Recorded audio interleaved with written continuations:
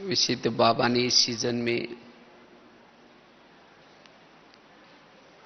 शिवरात्रि में विशेष व्यर्थ से मुक्त समर्थ स्थिति बनाने के लिए कहा हुआ है, क्योंकि जो समर्थ बनेगा व्यर्थों से मुक्त बनेगा। तो इसी के ऊपर हम चर्चा करेंगे, क्योंकि मन के अंदर के व्यर्थ संकल्प आत्मा को देह भान में लाते हैं। जितना मन में व्यर्थ संकल्प करेंगे उतना आत्मा देह भान में आती है। व्यर्थ सोचने से वाणी का बल कम होता है, दृष्टि का बल भी कम होता है, संकल्प का बल भी कम होता है। संकल्प सिद्धि स्वरूप नहीं बनते हैं, बोल में भी कोई ताकत नहीं होती। इसीलिए हमें व्यर्थ से मुक्त बनना है। और जितना व्यर्थ सोचते हैं, निगेटिव सोचते हैं, उतना हमारी वृत्ति भी निगेटिव बनती जाती है। व्यर्थ सोचने वालों की वृत्ति भी निगेटिव, दृष्टि भी निगेटिव, उसका दृष्टिकोण भी निगेटिव। और एक बार अगर हमारी वृत्ति निगेटिव बन गई, दृष्टि निगेटिव बन गई, हमें चारों तरफ समस्या ही समस्या नजर आती है। और ऐसी आत्मा कर्म योगी नहीं बन सकती, अंतर्मुखी नहीं बन सकती। जिसके मन में व्यर्थ विचार चलते हैं, समस्या के विचार चलते हैं, वो कर्म योगी नहीं। इतना ही नहीं, योग में बैठेंगे तो भी वो आत्मचिंतन परमात्मा चिंतन करने के बजाय,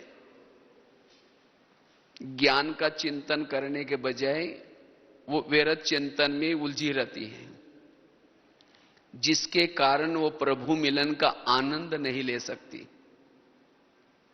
इसलिए व्यर्थ से मुक्त।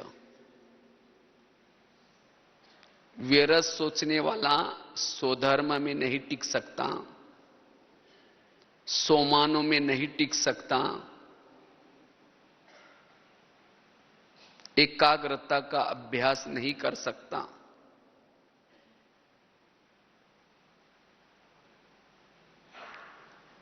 ऐसी आत्मा जो व्यर्थ अंदर से चलता है, वो साइलेंस की स्थिति में नहीं रह सकता, जिसके कारण विधेयी स्थिति, अशरीरी स्थिति, आत्मिक स्थिति बनाना उसके लिए मुश्किल लगता है।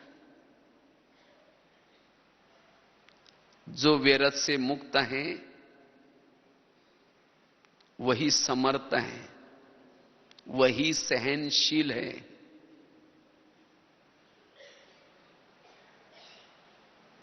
इसलिए बाबा कहते बच्चे व्यर्थ संकल्प से मुक्त बनो। वैसे तो दुनिया में व्यर्थ सोचने वालों को कहते हैं तनाव पैदा हो गया। और तनाव को इंग्लिश में क्या कहते हैं? टेंशन। 10 मतलब कितना? 10। सन मतलब बच्चे। पहले तो 2-4 आए, फिर 10 पैदा होंगे तो कैसा रहेगा? और ऐसी आत्मा क्या कंप्लेन करती है, हम योग में बैठते हैं, पता नहीं क्या क्या संकल्प आते हैं, पता नहीं मेरा योग क्यों नहीं लगता, पता नहीं कैसी कैसी बातें मन में आती हैं। क्यों आते हैं? क्योंकि सारा दिन सोचा है। वो सोच वापिस आते हैं। योग में माया आते हैं, मतलब कोई राक्षस आकर के थोड़ी हिलाता है। वही सारा दिन की व्यर्थ बातें हमें आत्मचिंतन परमात्मा चिंतन करने नहीं देती। और वैसे ही व्यर्थ सोचने वालों को, जो व्यर्थ सोचता है, नेगेटिव सोचता है, उसे अनेक प्रकार की मानसिक बीमारियां तो है, लेकिन शरीर की बीमारियां भी होना शुरू हो जाती हैं। क्योंकि वैरस सोचने वालों का दिमाग कैसा रहता है? ठंडा रहेगा या गर्म रहेगा? गर्म रहेगा। इसीलिए कहते हैं ना, जिसका पांव गर्म, पेट नरम, दिमाग ठंडा, उस घर में कोई डॉक्टर है उसको मार दो डंडा, वहां डॉक्टर की कोई जरूरत नहीं। लेकिन आजकल उल्टा होता है, पांव ठंडे और दिमाग गर्म रहता है। आज जितनी भी बीमारी है उसका कारण है मूल नेगेटिव सोच। वैसे और भी कोई कारण हो सकते हैं, लेकिन मूल कारण है नेगेटिव सोच। पेट की बीमारी, ईर्ष्या करने वालों को पेट की बीमारी होती है। इसीलिए कहते हैं ना, तुम मेरे को देख करके तुम्हारे पेट में जलन हो रही है क्या? फिर कहेंगे ये तो बहुत अच्छी थी, लेकिन इसीलिए अचानक इसका ऑपरेशन कैसा हो गया? दिखने में तो अच्छी है लेकिन ईर्ष्या करती है। किसी का ब्लड प्रेशर बढ़ता है, बीती हुई बातों को याद करने वालों का ब्लड प्रेशर बढ़ता है। शुगर होती है, दूसरों को अपने कंट्रोल में रखने की कोशिश करेंगे, मैं इसकी सास हूं, मैं इसका पति हूं, लेकिन आजकल कोई किसी की बात ही नहीं मानता है। फिर उस बात को चिंतन खुद करेंगे, औरों को भी सुनाएंगे, मैं इसकी मां हूं, मैंने इस बच्चे को पढ़ाया लिखाया बड़ा किया, और जब इसकी शादी हुई अपनी पत्नी का मानता है, मुझे पूछता ही नहीं। अभी मेरी ऐसी हालत है तो बुढ़ापे में पता नहीं मेरे लिए क्या कर सकता है। उसको सुनाएंगे, चिंतन करेंगे। ऐसे बातों से बॉडी में केमिकल्स उतरते हैं और उससे शरीर की बीमारियां होती हैं। वो बच्चा क्यों नहीं मानता? जिसकी अपनी कर्मेंद्रियां कहना नहीं मानती, उसका कहना कोई नहीं मानेगा। आज किसी को दूर का कम दिखता है, दूसरे की बुराई को आंखें फाड़ फाड़ करके देखेंगे। आंखें फाड़ने से पुतली फैल जाती है, दूर का कम दिखता है। डॉक्टर के पास जाएंगे, कहेंगे डॉक्टर साहब मुझे दिखता ही नहीं। कहेंगे चश्मा पहन लो। चश्मा तो पहन लिया, फिर भी बुराई देखना नहीं छोड़ेंगे, नंबर बढ़ता ही जाएगा। आज किसी को नजदीक का नहीं दिखता, अपने बुराई को डोंट केयर करेंगे, नहीं देखेंगे, नजदीक का दिखना कम हो जाएगा।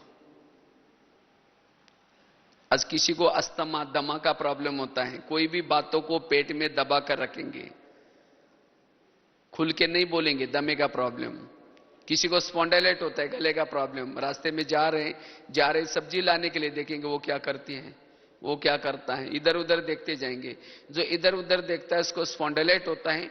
डॉक्टर एक बड़ा सा पट्टा लगाते हैं गले में, पट्टे में गले में पट्टा लगाने के बाद 6 मास तक ना इधर देखता है ना इधर देखता है, सीधा देखते चलना पड़े।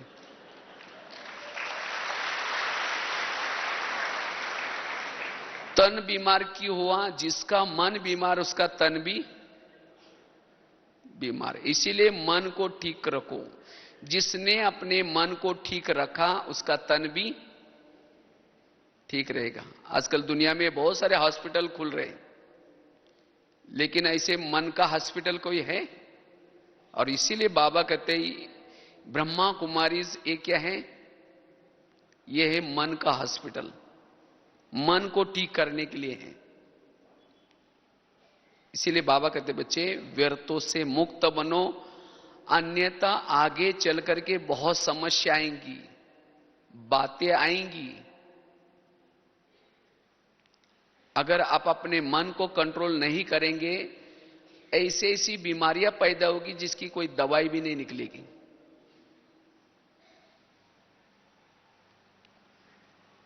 क्योंकि जिसके मन में व्यर्थ संकल्प चलते हैं उसको शांति नहीं है। घर में सब कुछ है, एसी है, गाड़ी है, सब कुछ है, लेकिन शांति नहीं है। और ऐसी आत्मा संतुष्ट नहीं रह सकती। जिसके मन में व्यर्थ चलता है वो संतुष्ट नहीं रहेगी, वो खुश नहीं रहेगी। क्योंकि इस सीजन की बाबा की पूरी मुरलियों का निचोड़ है, सदा खुश रहो, सदा संतुष्ट मनी बन करके रहो, बेफिक्र बादशाह बन करके रहो। यही पुरुषार्थ है। क्योंकि इसी पुरुषार्थ से हमारी अशरीरी स्थिति रहेगी। बाकी कोई कठिन पुरुषार्थ नहीं, सदा खुश। और ये व्यर्थ संकल्प हमें खुश रहने नहीं देता, क्योंकि व्यर्थ सोचने वालों की भावनाएं निगेटिव बनी है।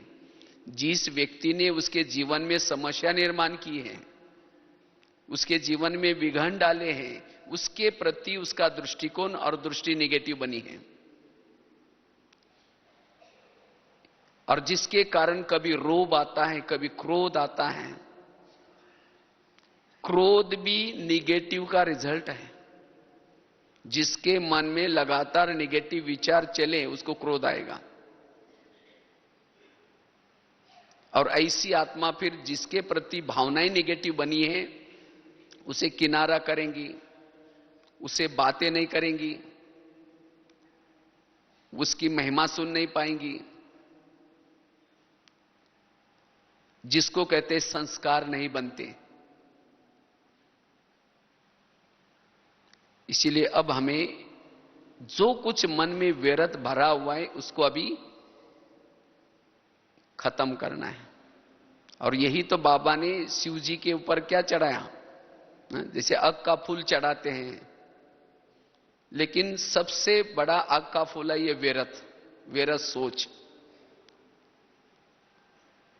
और तब हम फरिश्ता बनेंगे, जिसके मन में व्यर्थ कुछ भी नहीं है।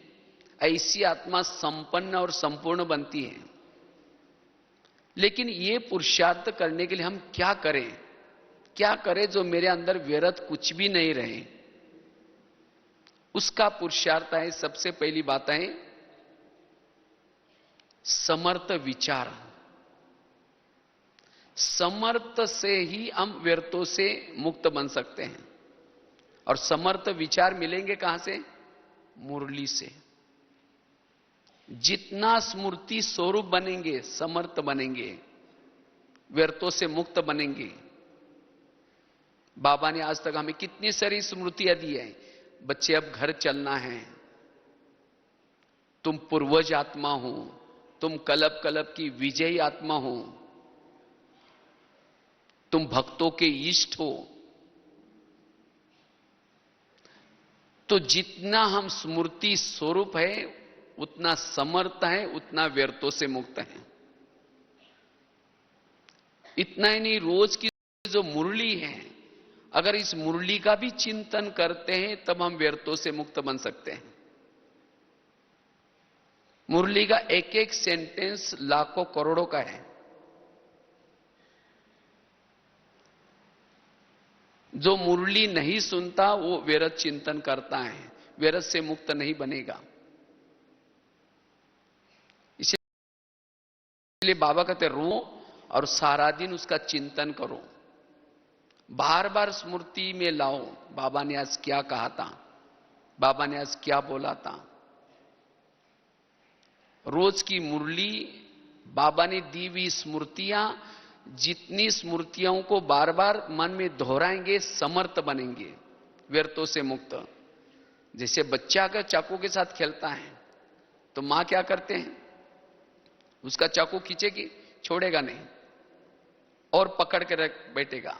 अगर उस बच्चे से चाकू लेना है, तो मां क्या करते हैं, उसको दूसरा खिलौना देती है। इसी तरह मन से निगेटिव रूपी खिलौना लेना है, तो ये मुरली रूपी पॉजिटिव का खिलौना दो। चाकू लेना है निगेटिव का, तो मुरली रूपी पॉजिटिव का खिलौना दो। समर्थ विचार दो, तब व्यर्थों से मुक्त बनेंगे। और वास्तव में जो मुरली सुनता है, मुरली का चिंतन करता है, उसकी बुद्धि स्वच्छ है। जो रोज की मुरली सुनता है, उसकी बुद्धि स्वच्छ है। और स्वच्छ बुद्धि वाला, उसको किसी के अंदर की कोई कमी कमजोरी दिखाई नहीं पड़ेगी। जिसने सवेरे अमृतवेला का योग किया है, फिर क्लास में आकर के क्लास के पहले थोड़ा सा योग किया है, मुरली अच्छी तरह ध्यान से सुनी है, उसकी बुद्धि क्लीन और क्लियर होती है। उसको व्यर्थ कुछ भी दिखाई नहीं पड़ेगा। लेकिन केवल मुरली सुनते समय नहीं, लेकिन सारा दिन भी उस मुरली का चिंतन करना है। अगर मुरली को भूल गए तो निगेटिव विचारों से बुद्धि अस्वच्छ बनती है, और जिसकी बुद्धि अस्वच्छ है वो योग में भी जब बैठेगा उसको न परमधाम दिखता है न परमात्मा दिखता है, बुद्धि भटकती है। इसलिए सारा दिन अगर मन में पॉजिटिव विचार चलाएंगे तो बुद्धि स्वच्छ रहेगी, क्लीन क्लियर रहेगी। जो बीच बीच में वो रिवाइज करने से, चिंतन करने से व्यर्थ दिखाई नहीं पड़ेगा। अगर कुछ किसी के अंदर कुछ व्यर्थ दिखता भी है, गलती उसकी नहीं है, गलती मेरी है, क्योंकि वो निगेटिविटी मेरे अंदर है। अब जस्ट हमने एक ज्ञानामृत में आर्टिकल लिखा था, उसमें एक बहुत सुंदर एक घटना लिखी थी, आप लोगों ने पढ़ी भी होगी। एक दो माताएं थी, एक माताजी 2 मंजिल पर रहती थी, दूसरी माताजी 1 मंजिल पर रहती थी। 2 मंजिल वाली माताजी रोज अपने घर की खिड़की से पड़ोसनी के छत पर देखती है, तो छत पर कपड़े सुखाए रहते हैं। उसके कपड़े देख करके पति को कहते हैं, इसको कोई अक्ल नहीं है, कितने गंदे कपड़े, कितने मैले कपड़े हैं। पति को कहते जाओ और पूछ के आओ, आखिर वो कौन सा साबुन यूज करते हैं, कौन सा सर्फ यूज करते हैं। तो पति कुछ नहीं बोलता, रोज वो खिड़की से दिखाते और कहते जाओ पूछ के आओ। एक दिन जब वो 2 मंजिल वाली माताजी ने पड़ोसनी के छत पर देखा, उसके कपड़े अच्छे दिखने लगे। फिर पति को बुला करके कहते आज इसको कैसे अक्ल आ गई, आज कितना अच्छा धुलाई किया। कहते जाओ पूछ के आओ। पति धीरे से मुस्कुराता है और कहता है आज सवेरे सवेरे मैंने अपने घर के खिड़की की कांच साफ किए हैं।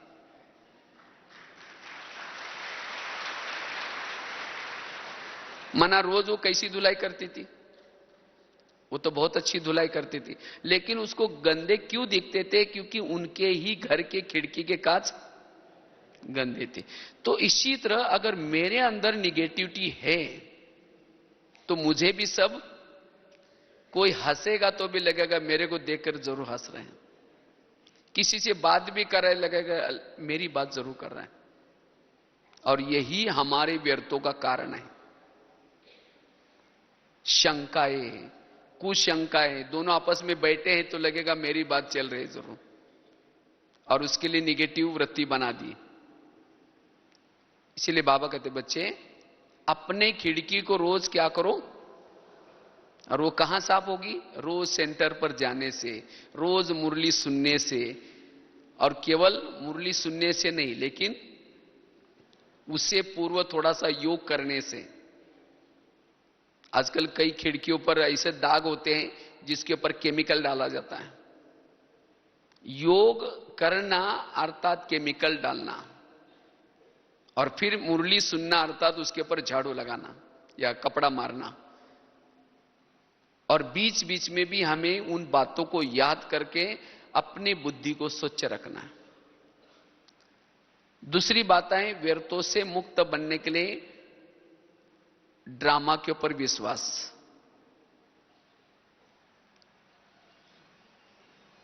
ड्रामा के ऊपर जिसका विश्वास है वही व्यर्थों से मुक्त है। आप सभी को अपना अपना ड्रामा पसंद है? हाँ, है पसंद। सभी चाहते हैं कि मेरा अब तक का जो भी बीता हुआ ड्रामा रिपीट होना चाहिए, चाहते सभी, या कुछ बदलना चाहिए? अगर आपका आज तक का जो बना हुआ ड्रामा अगर बदल देंगे तो अभी जो बना हुआ ड्रामा जो है चल रहा है, बाबा मिलन, ब्राह्मण परिवार मिला, वो भी बदल जाएगा फिर। इसलिए हमारे दिल से सदा निकले वह ड्रामा वह, और तब वो आत्मा व्यर्थों से मुक्त है। वैसे तो हम 3 बाप के बच्चे, बाप कितने हमारे? 3, लेकिन हमारी मां 4 है। एक है ब्रह्मा, दूसरी है मम्मा, तीसरी है लौकिक मां, चौथी है ड्रामा। ड्रामा मां तो कल्याणकारी होती है। अगर बच्चा बीमार है तो उसको दवाई पिलाते हैं, दवाई कड़वी है तो बच्चा क्या करता है, बार बार मुंह से निकालता है। लेकिन मां क्या करते है, उसको जबरदस्ती हाथ पकड़ करके भी उसको पिलाएगी। उसको पता है कि अब कड़वी लग रही है, लेकिन इससे इसका कल्याण होने वाला है। इसी तरह ड्रामा रूपी मां कल्याणकारी है। ड्रामा में जो भी कुछ घटना हमारे सामने आते हैं उससे हमारा कल्याण होगा। इसलिए हर एक को अपना ड्रामा पसंद होना है। बाबा ने हर एक आत्मा का जो ड्रामा बनाए बड़ा फुर्सत से बनाए हैं और बड़ा कल्याणकारी बनाए। जिस जिस लोगों को आपके आसपास में रखा है सब आपका कल्याण करने वाले हैं। इसीलिए उनके प्रति भावनाएं पॉजिटिव बनाओ। अगर समझो कोई लौकिक मां बच्चों को थप्पड़ मारते है तो बच्चा कहां जाता है, बाप के पास, और जाकर के क्या बोलता है, मम्मी ने मुझे थप्पड़ मारी। इतना ही बोलता है ना। ये थोड़ी जाकर के बोलता है मम्मी ने मुझे थप्पड़ मारी, इस मम्मी को बाजार में बेच करके दूसरी लेके आओ, बोलता है। लेकिन हम क्या करते हैं, अगर ड्रामा रूपी मां कोई हमें थप्पड़ मारते अर्थात विघ्न आता है तो बाबा कहते बाबा मेरा ड्रामा बदल दो ना। तो बाबा क्या कहेगा, इसीलिए बाबा कहते बच्चे वाह ड्रामा वाह, वही व्यर्थों से मुक्त है। चलो 2 मिनट।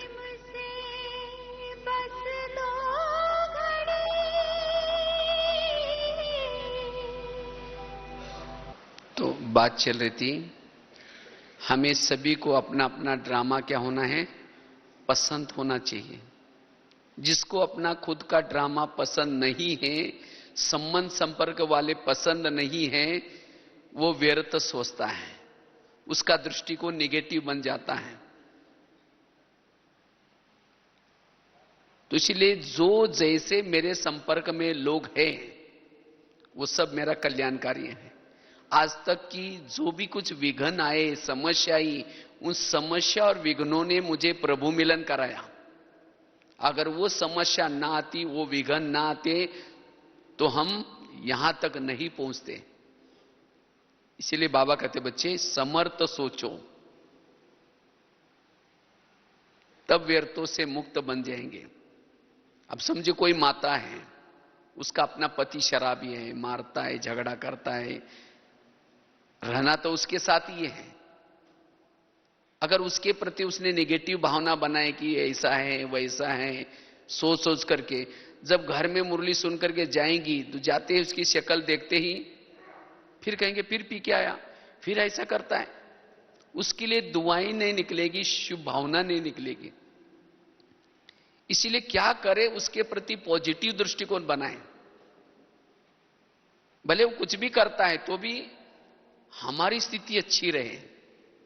और उस माता के लिए तो पति तो बहुत मिले होंगे, सतयुग में मिले होंगे, त्रेता में मिला होगा, द्वापर में भी मिला होगा, अभी भी मिला है। सतयुग का पति तो बहुत अच्छे होंगे, ना कभी शराब पीता था, ना कभी मारता था, ना कभी पीटते होंगे, सोने के महलों में रहते थे, पुष्पक विमान घर में था, बहुत सारी संपत्ति थी, इतना अच्छा पति था। लेकिन क्या उस इतना अच्छा देवता पति के कारण शिव बाबा मिला? और अभी का पति शराबी है, मारता है, पीटता है, लेकिन उसके कारण कौन मिला है? इसीलिए और बाबा कहने बाबा ऐसा ही शराबी 5000 साल के बाद भी जरूर देना। तब ऐसा पति होने के बाद भी बड़ा आनंद आएगा, अच्छा लगेगा। इसीलिए संगम युग में हमारे आसपास में जो कुछ है सब हमारा कल्याण करने वाला है। इसीलिए ऐसी बातों से भी खुश रहो। अगर वो बातें मेरे जीवन में ना होती तो मेरा कल्याण ना होता। इसीलिए बाबा ने हमारा जो ड्रामा बनाया है वो कल्याणकारी बनाया, तब व्यर्थों से मुक्त बनेंगे। ड्रामा के ऊपर विश्वास। तीसरी बात है, पहली बताई, रोज अपनी खिड़की को क्या करो, साफ करो, स्मृति स्वरूप बनो। जो बाबा ने स्मृतियां दी उसको याद करो, समर्थ बनो। दूसरी बात बताई, ड्रामा के ऊपर विश्वास। तीसरी बात है, अगर व्यर्थों से मुक्त बनना है, जीवन में आने वाली निगेटिव बातों को क्या बना दो, पॉजिटिव। जो सारा दिन में हमारे जीवन में जो कुछ बातें आती है नेगेटिव, उसको पॉजिटिव में बना दो। अगर आपकी कोई ग्लानि करता है, तुरंत मन में आता है कि इसने ग्लानि क्यों की, इसने तो बड़ों के पास जाकर के मेरी बातें बता करके मेरी भावनाएं खराब किया होगा। तो इसी बातों से इसको सोच करके वृत्ति निगेटिव बनती है, दृष्टि निगेटिव बनती है। लेकिन कोई बात नहीं, अगर आप सच है, आपको सोचने की क्या जरूरत है, उसको पॉजिटिव में लो। जो यहां मेरी ग्लानि करता है या जो मुझे ग्लानि करता है, अपमान करता है, वही क्या करेगा, गुलाब का फूल डाल करके एक दिन आएगा, पूजा भी करेगा, आपका भगत बन जाएगा। अगर आपका कोई परचिंतन करता है, कोई बात नहीं, परचिंतन करने वाला आपका कीर्तन भजन गाने वाला भगत बनेगा। भजन में क्या करते हैं, दो चार जन मिल करके, एक जन टाल बजाता है, एक जन डपला बजाता है, एक जन गाता है, दो चार जन सुनते हैं, उसको क्या कहते हैं, कीर्तन भजन। तो परचिंतन में भी क्या होता है, दो चार जन इकट्ठे होते हैं, एक कहेगा हुआ है ही सी, दूसरा कहेगा हाँ मेरे साथ भी ऐसा क्या, माने एक जन टाल बजा रहे, दूसरा डपला बजा रहे, एक जन गा रहे हैं। अगर यहां कोई आपका परचिंतन करेगा, वही आपका भगत बनेगा। तो योग में बैठेंगे तो बाबा को, बाबा आज आपने एक बहुत अच्छा भजन मंडली भेजी, कल भी किसी को भेज देना। तो ऐसी बातों से आपके अंदर निगेटिविटी नहीं आएंगी, ऐसी बातों से भी आपका चेहरा खिला हुआ रहेगा, आप संतुष्ट रहेंगे। लेकिन हम जब निगेटिव ले लेते तब जाकर के उसमें असंतुष्ट बन जाते हैं। कई बार मैं महाराष्ट्र का एक संत का एग्जाम्पल बताता रहता हूं, बड़ा अच्छा है, बहुत प्रेरणा मिलती है उसे। एक महाराष्ट्र में एक संत थे, तुकाराम महाराज नाम था, भक्ति करते थे। तो गली के लोगों ने उसको भक्ति करने के लिए मना किया, तब भी उसने नहीं छोड़ा। तो एक दिन सभी लोगों ने पकड़ करके उसके गले में सब्जी की माला पहना दी, बैंगन, टमाटर, आलू, मटर, मुंह काला किया, उसके बाल उतार करके हल्दी लगाई और उसको एक गधे पर बिठा करके गली गली में घुमाया। इतना भी नहीं छोड़ा, जहां उनकी पत्नी रहती थी वहां तक लाया और पत्नी को घर से बुला करके कहा, इनको बहुत समझाया था लेकिन नहीं माना, इसीलिए आज ऐसा किया। उसकी पत्नी देखते मेरे पति को ऐसा किया तो सबको गाली देती है। जब गाली देते हो, तुकाराम महाराज अपनी सब्जी की माला दिखा करके कहते हैं, इनको गाली क्यों दे रहे, ये लोगों ने अपने लिए 8 दिन के लिए सब्जी ला कर दिया। ये और कहा गाली मत देना, मैंने बहुत दिनों से गांव नहीं देखा था, ये लोगों ने मुझे गली गली का घर घर घुमा के लाया है। और कहा कि गाली मत देना, मेरे तो सिर में फोड़े हो रहे थे, ये लोगों ने बाल उतार करके हल्दी लगाया, औषध किया है, अब ठीक हो जाएगा। और कहा गाली मत देना, जब मेरी शादी हुई थी उस समय बारात नहीं निकली थी, ये लोगों ने पूरी गांव में मेरी बारात निकाली है। निगेटिव परिस्थिति को पॉजिटिव बना दिया, यह है कला। तो इसी तरह हम सवेरे ही सोच करके जाए, आज जो भी निगेटिव बातें आएंगी उसको मुझे क्या बनाना है, पॉजिटिव। तब ऐसी आत्मा बुराई में भी संतुष्ट रहेंगी, विघ्नों में भी संतुष्ट रहेगी। इसीलिए बाबा कहते बच्चे, निगेटिव बातों को क्या बना दो, पॉजिटिव। बाबा भी कहते ना, जो निंदा हमारे करे वो मित्र हमारा सोए तेरे। जो निंदा करता है वो हमारा कौन है, मित्र। महिमा करता वो हमारा दुश्मन है। लेकिन हमें कौन अच्छा लगता है, महिमा सुनाने वाला अच्छा लगता है। अगर कोई ग्लानि करता वहां से भाग जाते हैं। ग्लानि हमें क्या करते हैं, जगाती है, महिमा हमें सुलाती है। अगर कोई महिमा करता है, हमारा पुरुषार्थ तो रुक जाता है। दुनिया में भी कहते हैं ना, कड़वी चीजें खाओ तो आपकी हेल्थ अच्छी हो जाएगी। नीम का पत्ता, जो भी कुछ कड़वी चीजें, करेला है। इसी तरह जो जीवन में कड़वा डाइजेस्ट करता है, वो मानसिक रूप से उसकी हेल्थ ठीक होती है। लेकिन आजकल हम मीठा पसंद करते हैं। मीठा पसंद करेंगे तो सुस्त बन जाएंगे। इसीलिए बाबा कहते बच्चे, निगेटिव को पॉजिटिव में लो। चौथी चीज है, अगर मुझे व्यर्थों से मुक्त बनना है, विघ्न डालने वालों के प्रति सकारात्मक दृष्टिकोण अपना दो। कुंती के सामने जब कृष्ण जाता है, पूछता है तुमको क्या वरदान चाहिए, तुमने बहुत अच्छी भक्ति की है। तो कुंती कहते मुझे और कुछ नहीं चाहिए, मुझे जीवन में समस्या और विघ्न चाहिए। तो कृष्ण कहता है ये तुम कौन सा वरदान मांग रहे, कुछ सोना मांगो, चांदी मांगो। कहते मुझे और कुछ नहीं चाहिए, समस्या और विघ्न चाहिए। तथास्तु वरदान दिया। कहा कि तुमने ये वरदान क्यों मांगा? कहते अगर मेरे जीवन में समस्या और विघ्न होंगे, आप सदा मेरे साथ में रहेंगे, और आप मेरे साथ में रहेंगे, यही मेरा सौभाग्य है। तो इसी तरह जिसके जीवन में विघ्न और समस्या है, कौन साथ में है? बाबा। इसीलिए बाबा कहते हैं ना, जो बांधेली माताएं, उनका योग मेरे से गहराई से और लगन वाला होता है। क्योंकि उनको जो पति तंग करता है, परेशान करता है, कौन याद आता है? और जिसको कोई पति तंग नहीं करता, बहुत प्यार करता है, उसका पति से योग लगा हुआ है। कहेंगे मेरा पति बहुत अच्छा है। कोई भी चीज भी देखेंगी, पति को पहले याद करेंगे, बाबा याद नहीं आएगा। इसीलिए बाबा कहते हैं बच्चे, विघ्न और समस्या हमारे लिए कल्याणकारी है। विघ्नों से कभी भी घबराना नहीं है। तो विघ्न डालने वाले लोग हमें प्यारे लगने चाहिए।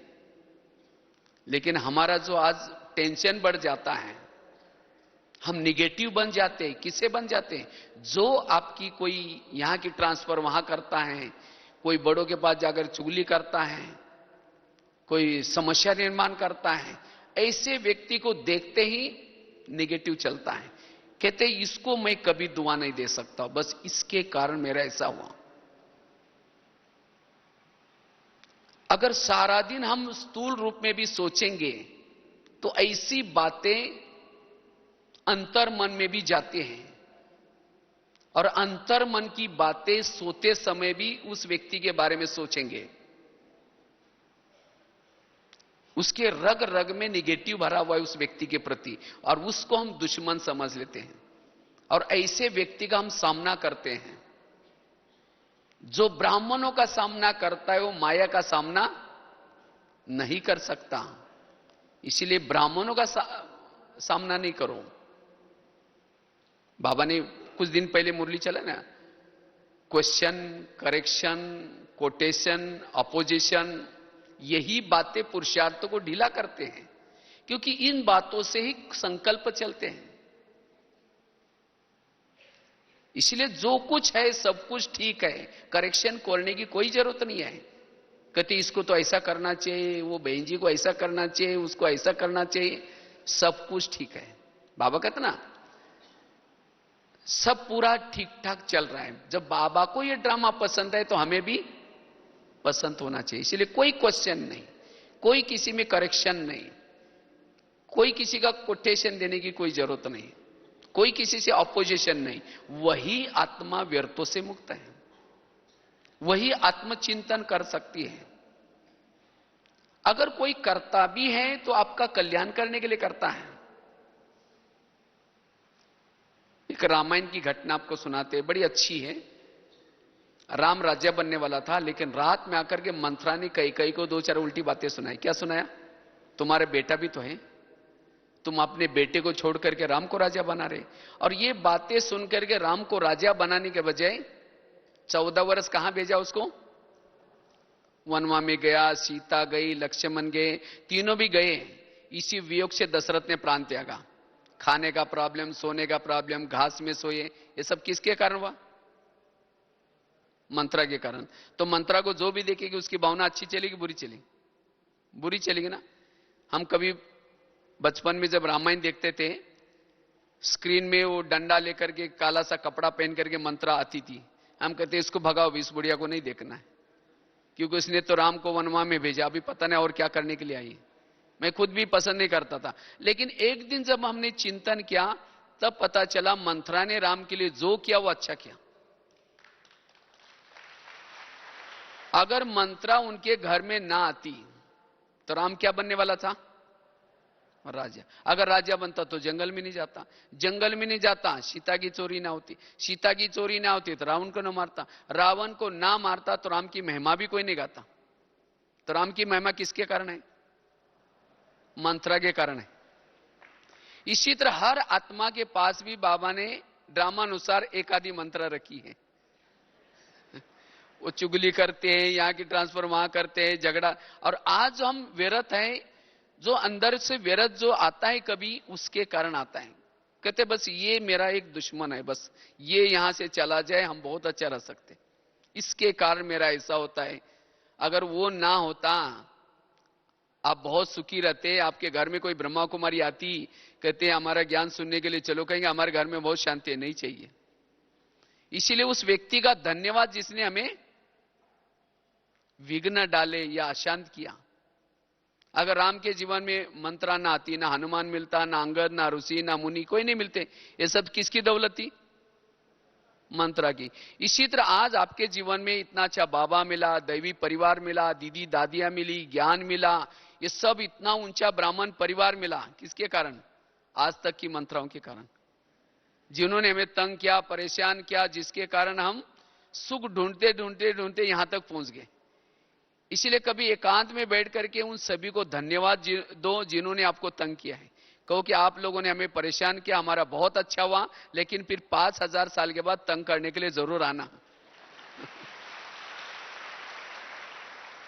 तब उस व्यक्ति के लिए अंदर जो भरे हुए हैं सब खाली हो जाएंगे, बिल्कुल ब्रेन वॉश हो जाएगा। नहीं तो आज ऐसा भरे हैं, उसको देखते वाइब्रेशन भी चलते हैं, मन से बोल भी निकलते हैं, दृष्टि से भी निगेटिव निकलता है, और यही व्यर्थों का कारण है। इसलिए बाबा कहते बच्चे, विघ्न डालने वालों के प्रति सकारात्मक दृष्टिकोण बना दो। अगर आप सकारात्मक उसके प्रति बनेंगे तो वो भी आपके लिए सकारात्मक बनेगा, आपका व्यर्थ खत्म हो जाएगा, आप समर्थ बन जाएंगे। तो कितनी बातें बताई? पहली बताई खिड़की को रोज, दूसरी बात बताई ड्रामा के ऊपर विश्वास, तीसरी बात बताई निगेटिव बातों को क्या बना दो? पॉजिटिव। चौथी बात बताई विघ्न डालने वालों के प्रति सकारात्मक दृष्टिकोण। पांचवी बात है, अगर मुझे व्यर्थों से मुक्त बनना है, समर्थ बनना है, उसके लिए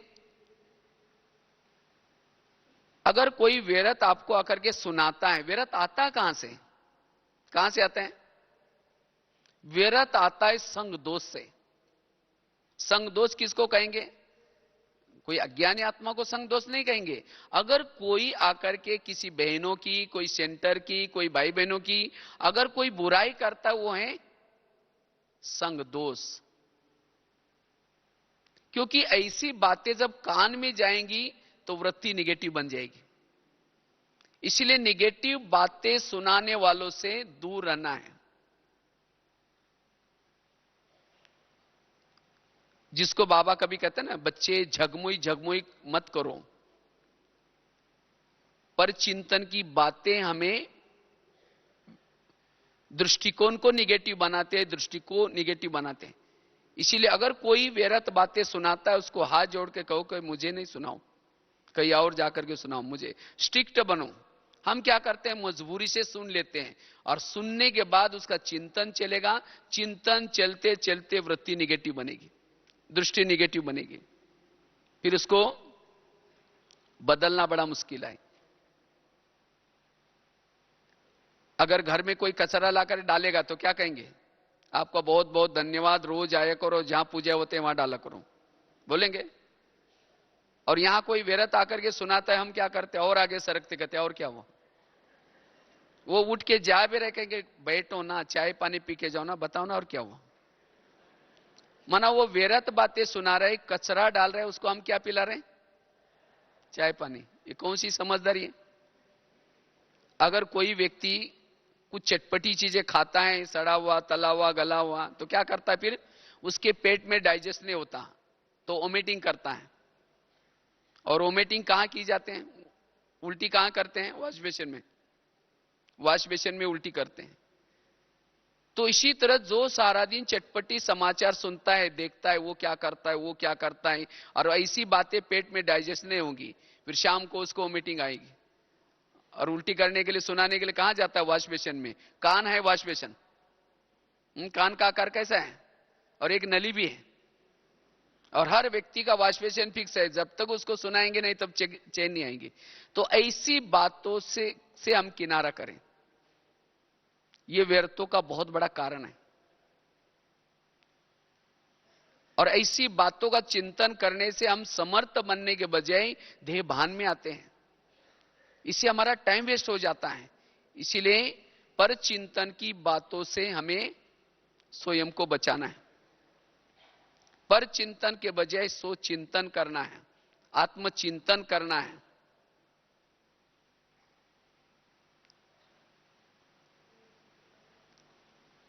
छठी बात है, अगर वैरस से मुक्त बनना है, बाबा ने कहा ना, सेंटर निर्विघ्न बनाओ, जोन अपना निर्विघ्न बनाओ, अपने गृहस्थी को निर्विघ्न बनाओ, स्वयं को भी निर्विघ्न बनाओ। ये विघ्न आता क्यों? आज सेंटर का विघ्न कौन सा है? कहेंगे हम तो बहुत कुछ जानते हैं, बहुत कुछ करना चाहते हैं, लेकिन क्या करें, हमको कोई मौका ही नहीं देता, हमको कोई चांस ही नहीं मिलते, और इसीलिए जो चांस नहीं देते उसके प्रति क्या करेंगे? निगेटिव सोचेंगे। कहेंगे खुद भी नहीं करते हैं, दूसरों को भी करने नहीं देते हैं। हम लोग कई भाई बहने क्वेश्चन पूछते रहते हैं, अरे क्या करें, हमारी स्थिति बिगड़ रही है ऐसे, इसके कारण। क्यों? कोई अगर आपको बड़ा कोई रोकता है तो उसके प्रति निगेटिव चलते हैं, लेकिन नहीं, अगर बड़ा आपको कोई रोकता है, जिसको बाबा ने निमित्त बनाया, जरूर उसमें मेरा कुछ कल्याण है, मुझे सोचने की कोई जरूरत नहीं। अगर पतंग कहता है मैं आकाश छूना चाहता हूं, लेकिन क्या करे, इस व्यक्ति ने मेरा धागा पकड़ के रखा है, अगर वो व्यक्ति धागा छोड़ देगा तो पतंग कहां जाएगा? आकाश छूने के लिए जाएगा या धरती पर आएगा और नीचे आएगा? उस व्यक्ति का धन्यवाद जिसने धागा पकड़ कर रखा है। अब तक जितना वो उड़ा है, किसने उड़ाया? उस व्यक्ति ने तो उड़ाया ना। और उस व्यक्ति ने उसका धागा क्यों पकड़ रखा है? क्योंकि वो कई पेड़ में, कई तारों में, कई बिल्डिंग में अटक न जाए, लटक न जाए, इसीलिए पकड़ा हुआ है। तो इसी तरह अगर कोई बड़े आपके लिए कुछ कहते हैं तो क्यों कहते हैं? कहीं अटक न जाए, लटक न जाए। हमारे यहां की कुछ नियम है, मर्यादा है, संयम है, और वो नियम संयम आपको आगे बढ़ाएंगे। अगर आप उसका उल्लंघन करते, इसलिए आपको जरूर रोकेंगे। इसीलिए अगर कोई आपको कुछ कहता है तो उसे हमें क्या करना है? स्वीकार करना है, न कि उनके प्रति नेगेटिव सोचना है। आज तक जितने भी उड़े, किसके कारण उड़े? उनके कारण तो उड़े। इसीलिए बड़ों के प्रति हमारा दिल का रिगार्ड हो, बड़ों के प्रति हमारा विश्वास हो। अगर हमें वो कुछ रोकते हैं, टोकते हैं, तो जरूर उसमें मेरा कुछ कल्याण है। तो आज कभी कभी हमारे मन में जो व्यर्थ आता है, इसका व्यर्थ का ये बहुत बड़ा कारण है। इसलिए हमें कभी भी बड़ों के प्रति हमारे मन में कुछ भी निगेटिव ना हो। सातवीं बात है, आज जो कभी कभी व्यर्थ आता है, उसका कारण क्या है? हम जिस लोगों के बीच में संबंध संपर्क में रहते हैं, जो संबंध संपर्क वाले जो लोग हैं, वो लोग कोई आपको देने के लिए आता है, कोई आपसे लेने के लिए, क्योंकि आपका उसके साथ का कोई कार्मिक अकाउंट है, और इसीलिए उस कार्मिक अकाउंट को चुक्त करने के लिए वहां आए हैं आपके पास। कोई बच्चे के रूप में आए हैं, कोई सास के रूप में आए हैं, कोई पति के रूप में आए हैं, कोई पड़ोसी के रूप में आए हैं। लेकिन जब इस कार्मिक अकाउंट को हम भूल जाते हैं, तब कहते हैं ये मैं इसके लिए इतना करता हूं, मैंने इसके लिए ये किया, फिर भी मेरे साथ ये ऐसा क्यों करता है? ये क्यों का कारण है मेरे पिछले जन्मों के हिसाब। क्योंकि टाली कभी एक हाथ से नहीं बजती, टाली के लिए कितना चाहिए? दो हाथ चाहिए। तो इसी तरह आज मेरे जीवन में कोई व्यक्ति प्रॉब्लम्स निर्माण कर रहा है, कोई समस्या निर्माण कर रहा है, और हमें वो समस्या अच्छी नहीं लग रही, क्योंकि हम उसके साथ अभी इस जन्म में तो अच्छा व्यवहार कर रहे हैं, लेकिन फिर भी वो ऐसा क्यों करता है? क्योंकि मैंने भी इसके साथ जरूर ऐसा कभी किया होगा। समझो कोई सास, समझो बहू ज्ञान में चलती है और उसकी सास उसको तंग करते हैं, परेशान करते हैं, और उसको तो बहू के तो निगेटिव संकल्प चलेंगे, मेरे को ज्ञान में आने से रोकती है, मेरे को ऐसी करते हैं, उसको सहन नहीं होगा। अगर वो बहू और सास का पिछले जन्म दिखाए जाए, जो अभी की जो बहू है पिछले जन्म में उसकी कौन थी? सास थी। 4 बजे उसके कमर में लात मारी थी चक्की पीसने के लिए, आटा पीसने के लिए, कई सत्संग में जाने से रोका था, और अब थोड़ी बोलते हैं तो रोना आता है। इसीलिए कहते हैं ना, सास भी कभी बहू थी। तो इसी तरह ये हमारे आपस में कोई ना कोई जन्मों के कार्मिक अकाउंट है। कोई किसी ने राजा बनकर के अपने अंडर में रखा होगा, कभी राजा बनकर के उसने अपने राजा से निकाल दिया होगा, तो यहां भी ऐसे होगा। तो इसीलिए बाबा कहते, बच्चे अगर कुछ ऐसी बातें हैं तो मेरा कोई हिसाब किताब समझ करके ऐसी बातों को हमें चिंतन करने के बजाय उसको भूल जाना है, तब व्यर्थों से मुक्त बनेंगे। इसलिए कर्मों के सिद्धांत को याद रखो। समझो चलते चलते किसी ने गाली दी या अपमान किया, तो क्या सोचो, अच्छा इसका भी बहुत दिन का बाकी था, आज पूरा हो गया। ये नहीं सोची कि उसने क्यों बोला, मेरे को क्यों बोला, ऐसा कैसा बोला। इसीलिए व्यर्थ से मुक्त बनने के लिए कार्मिक अकाउंट को याद रखना है। मेरे हिसाब किताब आए और इस हिसाब किताब को मुझे चुक्त करना है। चुक्त करने के 3 तरीके बाबा ने सुनाया। अगर आप खूब योग लगाते हैं, ऐसे हिसाब आएंगे नहीं सामने। अगर योग नहीं लगाएंगे तो सहन करना पड़ेगा। अगर सहन नहीं करेंगे तो फिर ड्रामा में विनाश भी रखा हुआ है। विनाश किस लिए रखा है? आपस के हिसाब किताब चुक्त। तो अच्छा है ना, योग लगा करके चुक्त करो या सहन करके चुक्त करो। तो ऐसे अगर हम व्यर्थों से मुक्त बनेंगे तब हमारे अंदर सहन शक्ति आएगी, और जिसके पास सहन शक्ति आई उसके साथ और भी शक्ति आएगी। जिसका व्यर्थ खत्म हो गया वो स्वधर्म में टिक सकता है, वो आत्म स्थिति का अनुभव कर सकता है, आत्मा का अनुभव कर सकता है। ये आत्मा का अनुभव क्यों नहीं होता? क्योंकि सारा दिन लगातार मेरे अगर लीकेज हो रहे हैं, निगेटिव सोच चल रहे हैं, उसकी शक्तियां नष्ट हो रहे हैं, वो आत्मा का अनुभव नहीं कर सकता। आत्मा क्या चीज है? जिसके संकल्प कम चलते हैं, पॉजिटिव चलते हैं, उसकी ऊर्जा बचते हैं, उसी ऊर्जा का नाम है आत्मा। तो इसीलिए अगर मुझे अशरीरी बनना है, विधेयी स्थिति का अनुभव करना है, इसलिए मुझे व्यर्थ से मुक्त बनने की आवश्यकता है। और इसीलिए खास बाबा ने इसी सीजन में, खास तो शिवरात्रि में और इसी सीजन की टोटल मुरलियां व्यर्थ से मुक्त बनो। और ऐसे जब व्यर्थ से मुक्त बनेंगे, अगर मेरे वृत्ति में किसी के प्रति निगेटिव कुछ भी नहीं, तब हम हल्के बनेंगे, फरिश्ता बनेंगे। जो बातें मुझे समर्थ बनाती हैं उन बातों का पुरुषार्थ करो।